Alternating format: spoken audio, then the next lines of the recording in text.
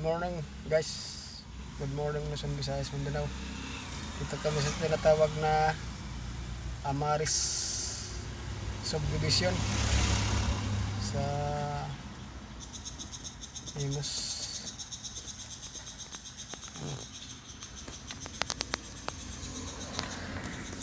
Mag-i-install kami sa kanila. Wala sila doon.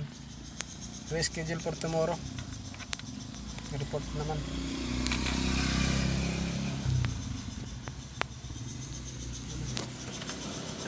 Yan o, maaris na yan.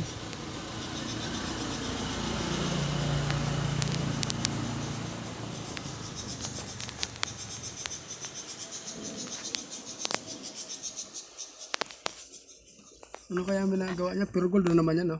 Hindi. Yan. Pure gold yan. Yung good, lit lang yan. Sus, malapad niya punta sa likod.